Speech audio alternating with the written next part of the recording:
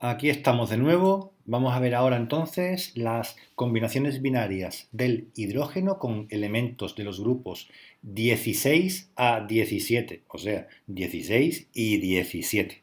Bien, mira, pongo un momentito esta expresión.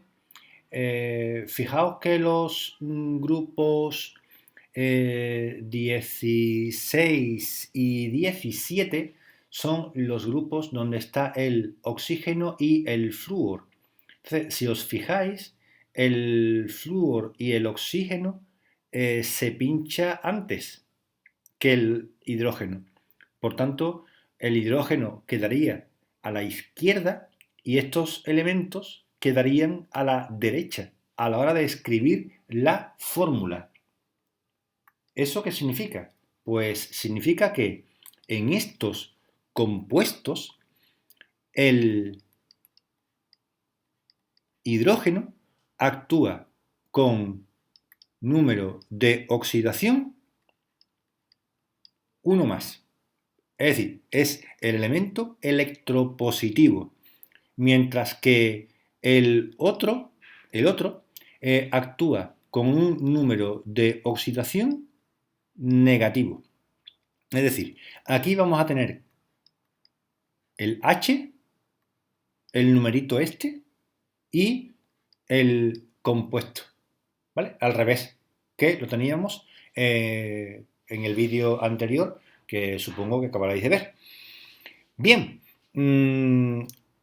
tenemos entonces dos grupos, ¿vale? El grupo 16, que es el grupo en el que se encuentra el oxígeno y cuyos elementos que lo forman actúan con número de oxidación 2 menos, y el grupo 17, que son los elementos que empiezan en el flúor y acaban en el yodo, que tienen un número de oxidación 1 menos.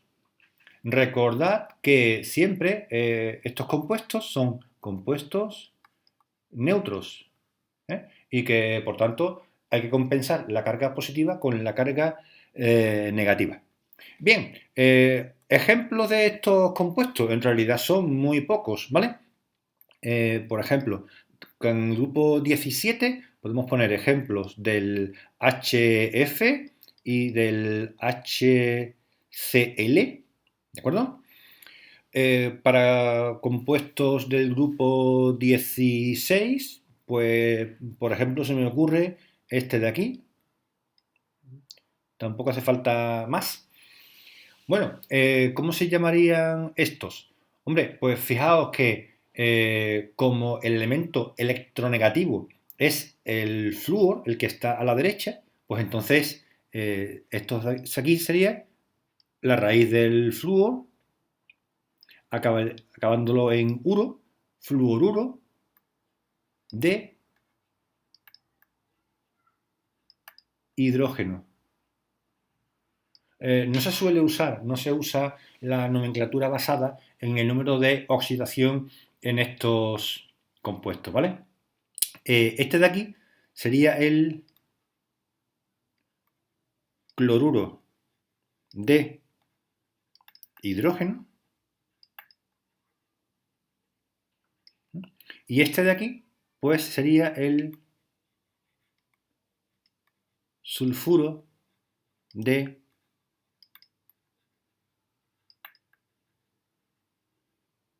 hidrógeno.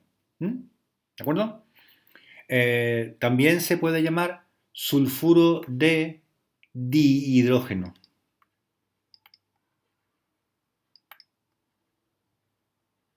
Sulfuro de dihidrógeno. Ambos están aceptados.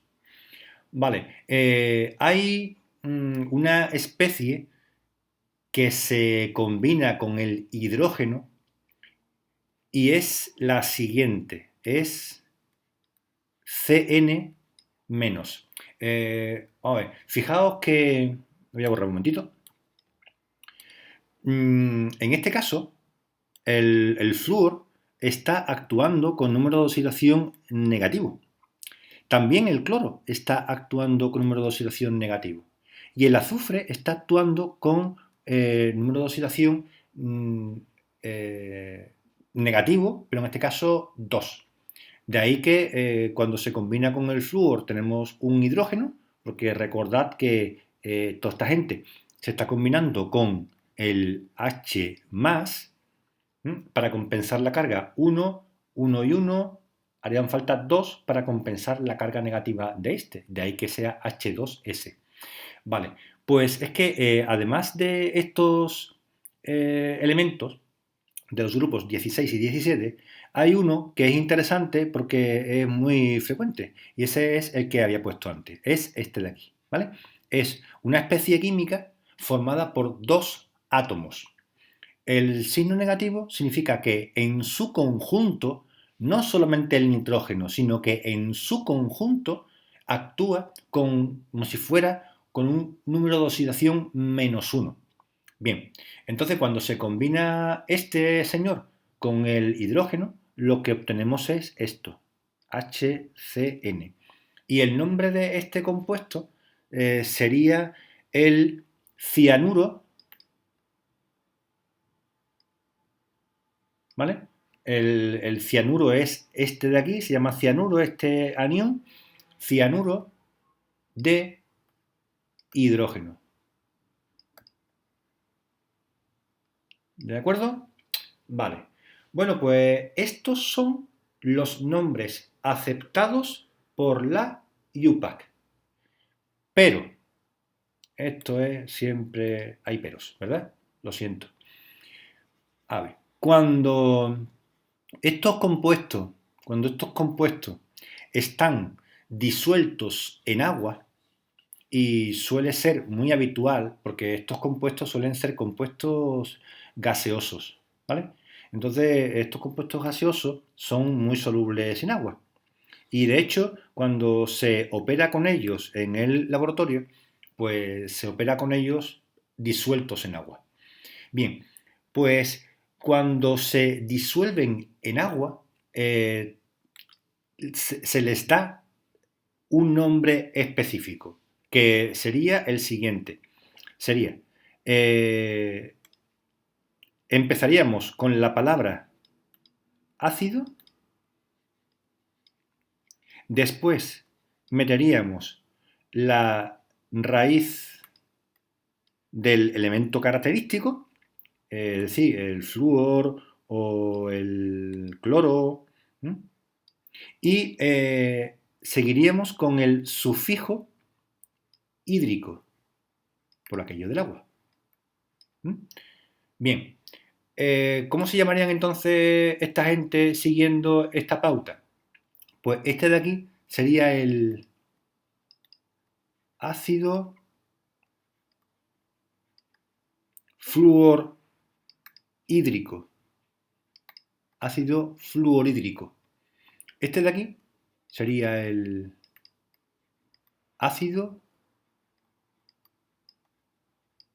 clorhídrico. El agua fuerte es ácido clorhídrico.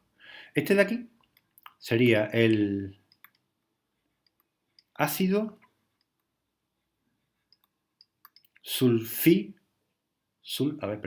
voy a cometer un error ortográfico.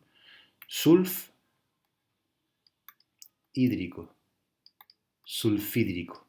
Y este de aquí sería, efectivamente, tal y como veis adivinado, el ácido cianhídrico.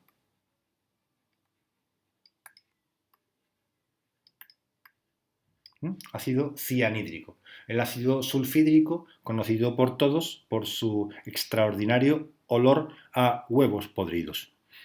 Pues esto, como digo, son los nombres de estos compuestos en disolución acuosa.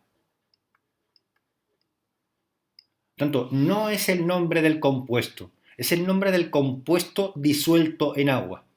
No es un nombre aceptado por la IUPAC para el compuesto, pero, como ya he dicho en otros vídeos anteriores, mm, cuando estudiéis reacciones químicas, cálculos, cuantitativas, en general, estos compuestos suelen intervenir en los procesos químicos como disoluciones acuosas y por tanto los químicos siempre hacen referencia a ellos de esta forma: ácido fluorhídrico, ácido clorhídrico, ¿de acuerdo?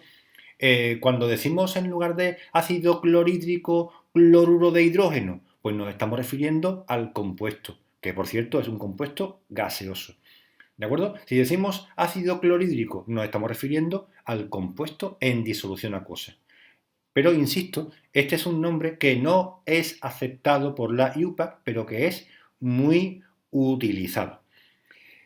Y con esto hemos terminado esta parte de la formulación, pero no os preocupéis porque esto ha sido nada más que empezar. Queda mucho por delante. Hasta el próximo vídeo.